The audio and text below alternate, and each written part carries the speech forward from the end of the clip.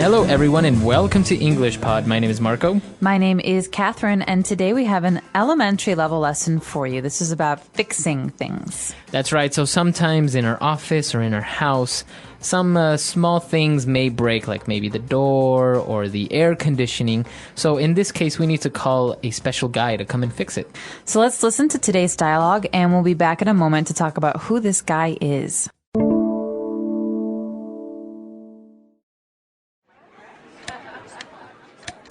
The air conditioning is not working. We need to call a handyman before we start to fry in here. Dan is on top of that. I think they are also getting the handyman to fix the bathroom toilet that keeps clogging up. That would be convenient. They might as well ask him to fix the electrical wiring. The circuit breakers keep going out all the time. It's really annoying. Yeah, you're right. This office is falling apart. Frank told me the other day that the gutters outside were clogged, and that's why the parking lot was flooded. I know. I was in ankle-deep water trying to get to my car that day. The handyman definitely has his work cut out for him. All right, we're back. So now let's take a look at some of those keywords and phrases on Language Takeaway. Language takeaway. Our first word today is the name of this job. The person is called a handyman. Okay, so that's a profession. You are a handyman. Now, what exactly does a handyman do? Well, a handyman fixes things. He is usually a generalist. You know, he fixes things all over the house, not just the bathroom or the kitchen.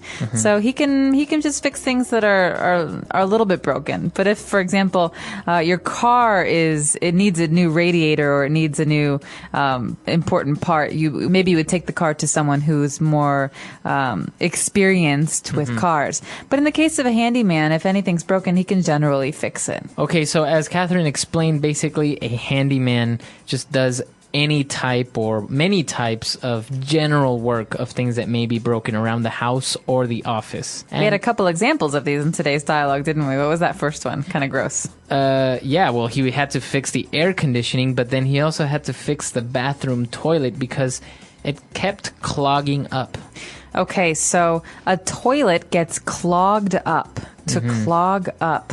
What does this mean? So it means that something is blocking the way of, the water being able to go out. So the water doesn't go down. Right. And sometimes if the toilet is really clogged and someone tries to flush the toilet again, the water comes onto the floor and it's very dirty and very gross. That's right. So actually, maybe sometimes in the kitchen, pieces of food may fall into the sink and it may clog up the sink. Okay, so to clog up means to block or to get in the way of. That's right.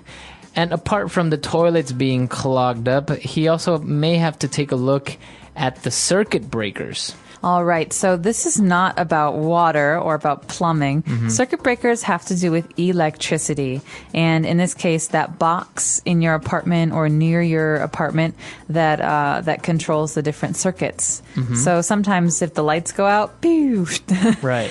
You know that you have to check the circuit breaker and make sure that the circuits are all working properly. That's right. So the circuit breakers are kind of like a protection from too much electricity, and that's why they go out. And now for our final word on language takeaway, something that also got clogged up at their office, we're talking about the gutters. All right, so many people's houses have gutters, or sometimes an office building will have gutters. These are trays on the roof of a house or a building that will catch the water when it rains. Because, sometimes rainwater can be very, very heavy. And it's dangerous on your house, on the roof of your house, because it can hurt the roof. But if it comes into this gutter, into this little tray, then it will come down and fall on the ground. So these are a way to protect your roof. But these often get clogged up with leaves and with garbage. That's right. So they're like small little ways or little roads, if you want to call them, where the water can go and escape and go into a specific place.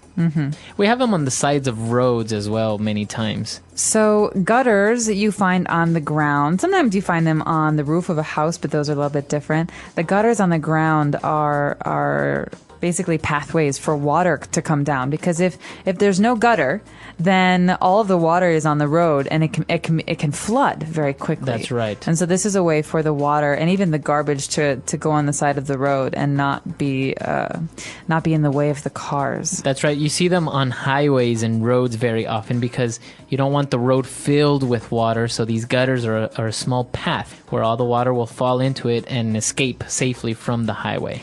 That's right. All right, so that's all the time we have for language takeaway.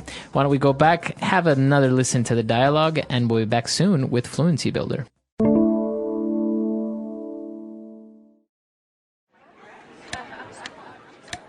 The air conditioning is not working. We need to call a handyman before we start to fry in here. Dan is on top of that. I think they are also getting the handyman to fix the bathroom toilet that keeps clogging up. That would be convenient. They might as well ask him to fix the electrical wiring.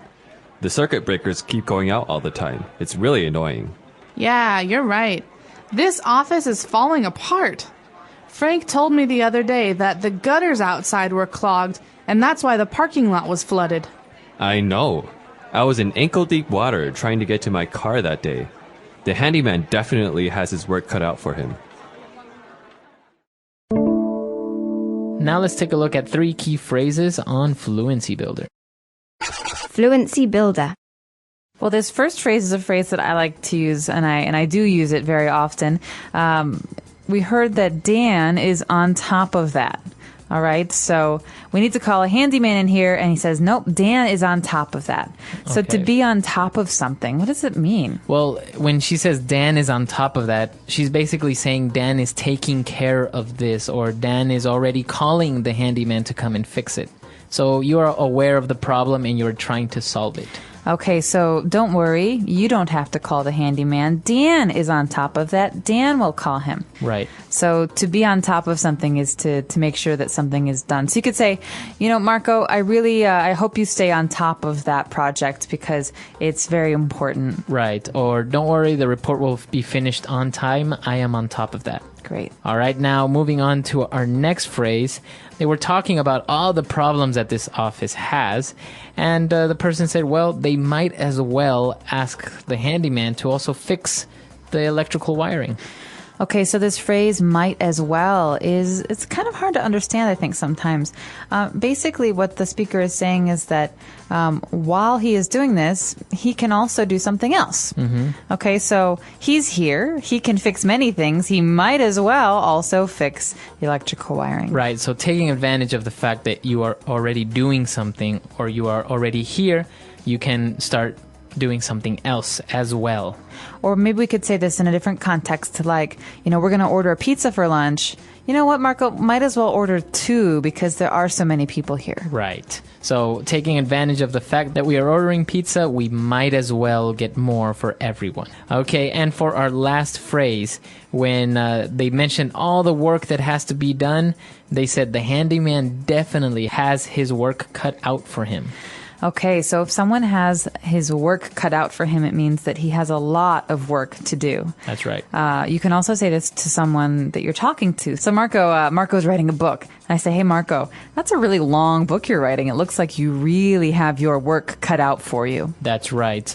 Or maybe this project is really difficult. I really have my work cut out. Mm-hmm. Okay, so you're basically saying I have a very hard time ahead of me. Mm-hmm. Okay, so that's all the phrases we have for you. Why don't we have a listen to our dialogue one last time?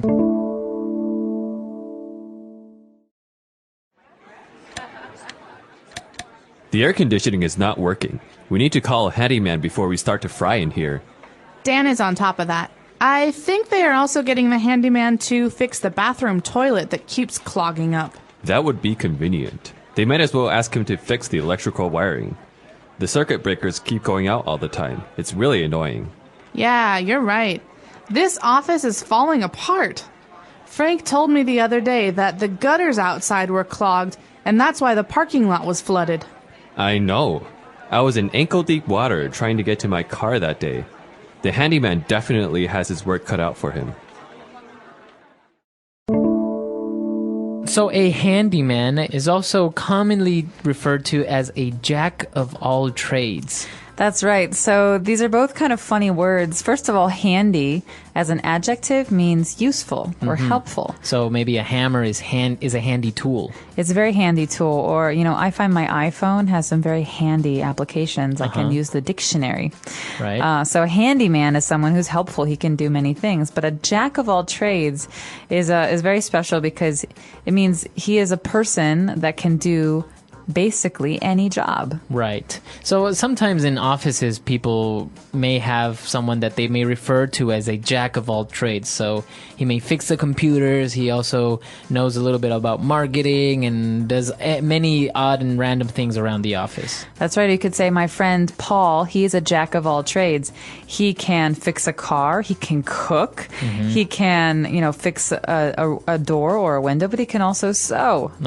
So he's a jack of all trades. He has many, many skills. That's right. And talking about these skills, being a handyman is not a profession per se. It's actually a trade. That's right. And so we say this because it's something that you normally do with your hands, and you don't have to go to university to study it. You maybe have an apprenticeship where you study by working. And it's one of a few very, very important trades like being a plumber or an electrician. But a handyman is more general. Like we said, you can do many different things. That's right. So very interesting. There are many trades out there. Maybe you can come on the site and mention some of these that you may know. Like, for example, a very well-known trade is a cobbler, a person that makes shoes, right? Makes shoes or it's a very fixes weird shoes. word, though, because shoes and cobbler don't seem to have much to do with each other. Yeah. Well, many trades like this. I know before there used to be blacksmiths. Right? So many types of trades. And of course, if you have any other questions or doubts, you can visit our website, englishpod.com. We hope to see you guys there. Bye. Everyone.